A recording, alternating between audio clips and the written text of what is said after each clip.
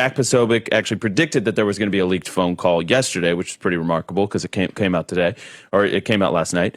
And there was a 28-point peace plan, which was widely derided by the foreign policy establishment as too pro-Kremlin. So then we get the EU coming in, and we get a follow-up peace plan, which is much more, let's say, pro-Ukrainian. There was basically, you had made the point earlier this week, Blake, that the 28-point peace plan was somewhat remarkable in the sense that it actually included a provision where the U.S. would identify portions of formerly Ukrainian land as now Russian land and territory. That's a pretty big deal. So this one, the new peace plan does not necessarily have that. It has doesn't have a cap on the size of the Ukrainian military. There's other things that would you obviously interpret as more pro-Ukrainian, pro-Europe, right? There's basically a NATO Article 5 type security guarantee involved in the new plan. So it's much, much more pro-Ukrainian. I think the 28-point plan is much more pragmatic and probably realistic where this is going to finally end out in the end.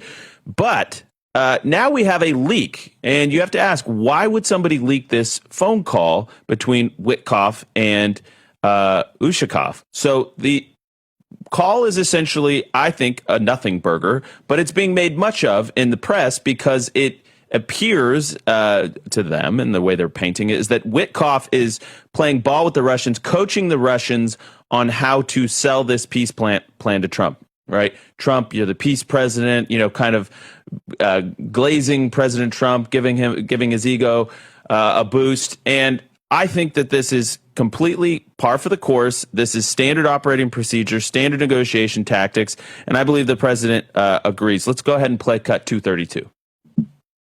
This audio that Bloomberg has of Witkoff coaching the Russians on how to appeal to you and get on your good side? No, but it's a standard thing, because he's got to sell this to Ukraine. He's got to sell Ukraine to Russia. That's what a deal maker does. You got to say, look, they want this. You've got to convince them of this. That's a very standard form of negotiation. Blake, do you think that's a standard form of negotiation? Whether it's standard in diplomacy, it's standard with what Trump does. Trump is a real estate guy. Trump is a guy who he likes Witkoff because Witkoff negotiates the way I think Trump likes to make deals.